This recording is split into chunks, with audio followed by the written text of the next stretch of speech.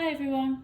So given that we're currently in quarantine and in social isolation and potentially going around the bend, I thought this was actually quite a nice opportunity to take some time to indulge in some of the things we don't normally get time to do. And for me, that's baking. The other day I was in the supermarket before all the schools closed down and life was seemingly a bit more normal, and I came across some rhubarb. And rhubarb is a very traditional ingredient that we use in the UK for desserts usually. And one of my favourite things that I've had growing up is a rhubarb crumble. And so today I'm going to show you how to make that. So very similar to any fruit crumble that you possibly have had in the past, the essence and the base of the crumble is stewed fruit. So in this case, it's rhubarb. Like most of the crumbles, what you do is you take the quantity of fruit that you need. In this, for this recipe, I've used 450 grams of rhubarb, and I have chopped it into chunks. And all you do is put these chunks into a pretty heavy based saucepan, along with 45 grams of light brown sugar. I've weighed them out prior just so it's easier for this video. And then also some ginger as well. You want about half a teaspoon of ginger, or you can put more in, depending on how slightly spicy you quite like it. With regards to that, what you then do is you just put a lid on it and cook it for about 15 minutes. Lid down.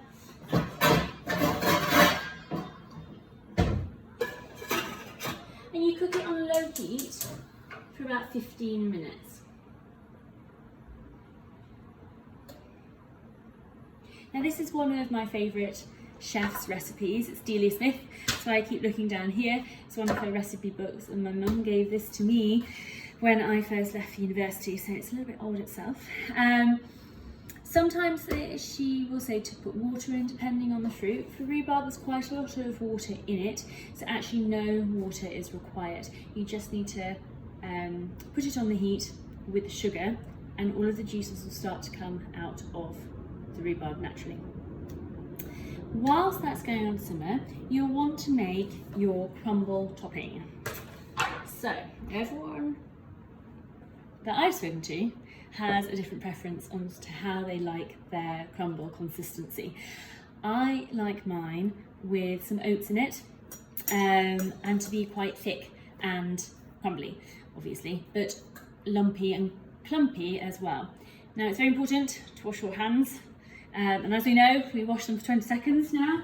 I have been washing my hands throughout the day and I've not actually been outside. But I will wash my hands for 20 seconds to ensure that any germs are completely and utterly washed.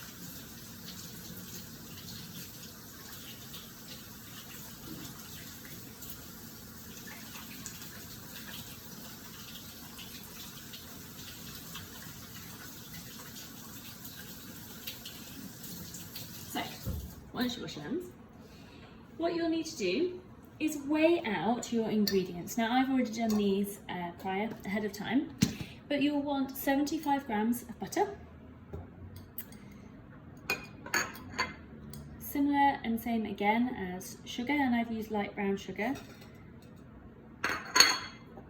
And then I've got a mixture here of normal plain flour, unbleached is best.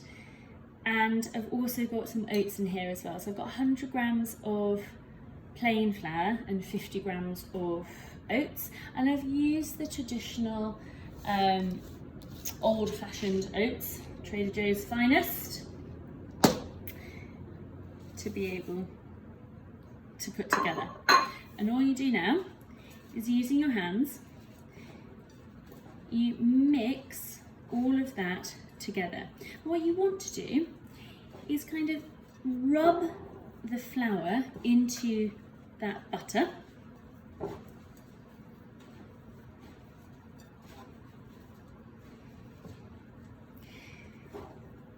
And if you've ever made scones, it's a little bit like that.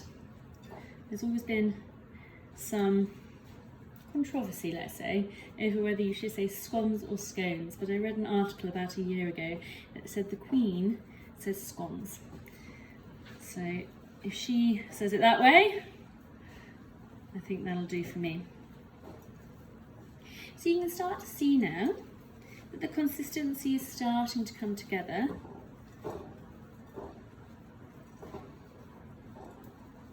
Quite nicely. Now you may find that actually once you've got it together, this isn't potentially a consistency that you like. So you may find that it's a bit too dry for your liking.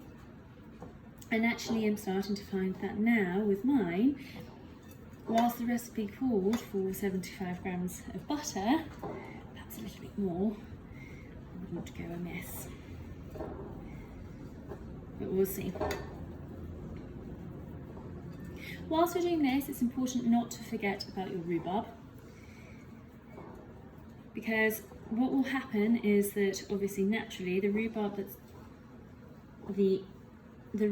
on the base of the pan will cook first, and you'll end up with some of the chunks of uncooked raw rhubarb at the top.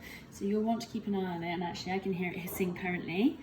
So you want to keep an eye on it and move them around so that the uncooked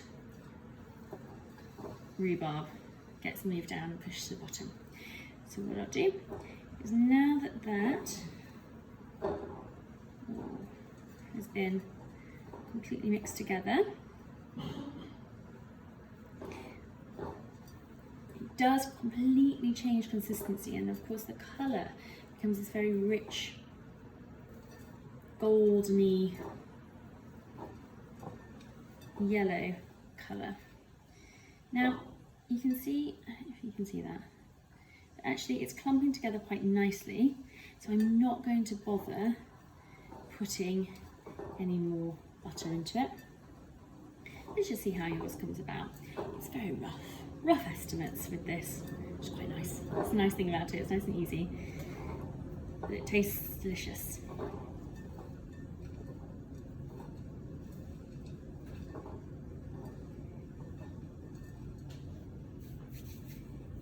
Okay, so let's get the sticky bits off my hand.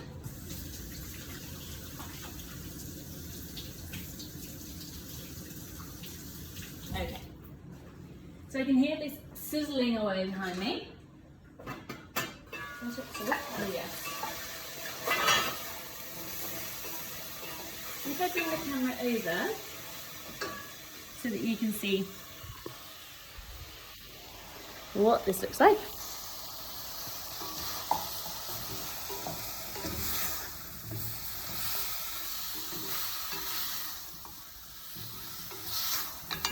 I've turned the temperature down a little bit because it's sticking to the base of the pan, and we don't want that. Now you can probably see that there's quite a lot of juices that have already come out of the rhubarb, which is why we didn't need to add that water in the first instance.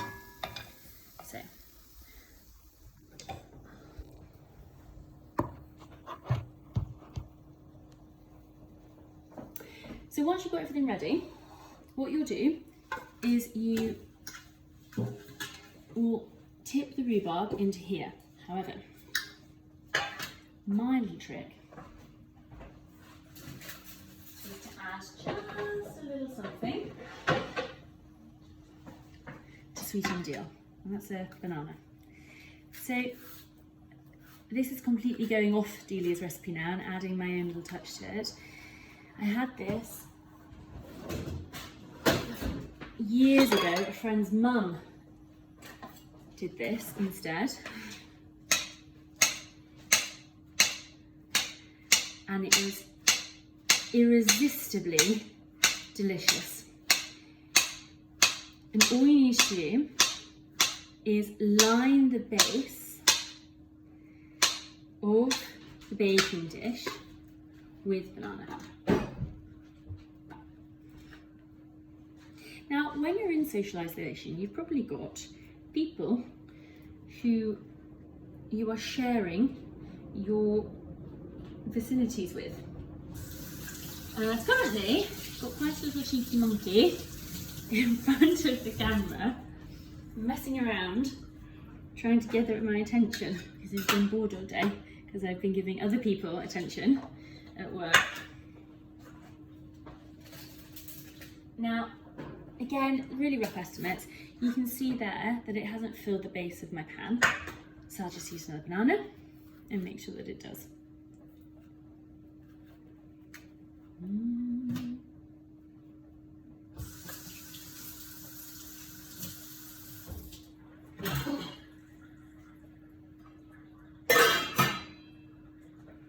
Oh, the smell of that rhubarb is delicious. With the ginger as well, divine.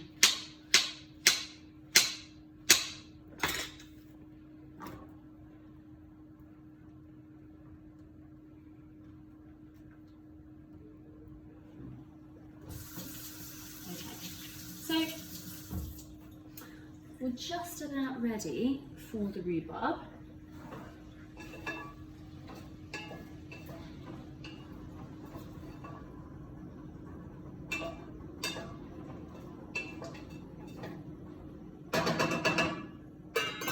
What you want to do as well is put your oven on at 350 degrees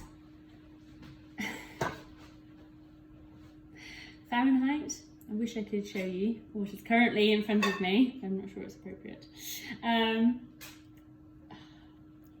Swimming shorts have appeared. So you need to put your oven on at 350 degrees Fahrenheit. Sorry, should have told you that before. It's one of the crucial ones. That's okay. So it's currently up at 350 degrees Fahrenheit.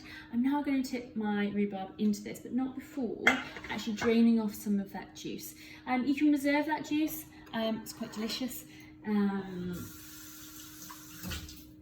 which can be used almost like a syrup or a syrup really. Actually, not for under 21s in the US or under 18s in the UK, but you can use it as a syrup for cocktails, which is wonderful. So drain off that liquid. How you decide to do that is up to you. You can pop it in the syrup, or if you just want a bit of a quicker method, I just left the lid on and just drained it out like that. Just a bit of a quick way.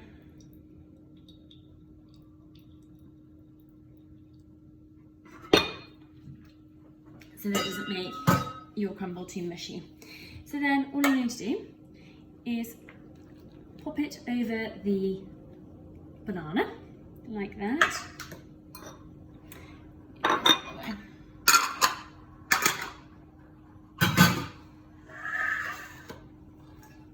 So you want to pop it over the banana and spread it out evenly, just so you can see it, and spreading out evenly, so that no matter where you cut into, you get some of those delicious flavours coming through.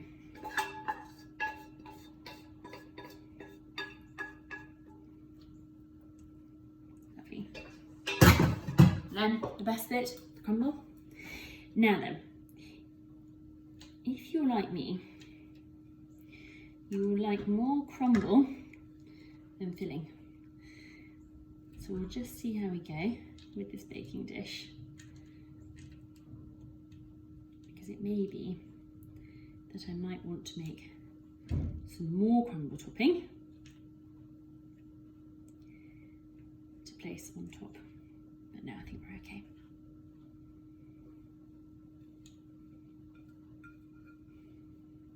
So making sure that all your fruit has been covered.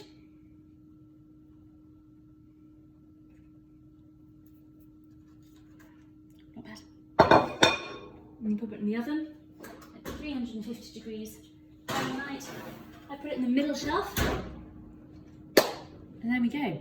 Now, what to serve it with? Some people love cream, highly recommend. However, my preferred is custard. Now, you can make the custard yourself from scratch, or you can do a bit of a cheats method.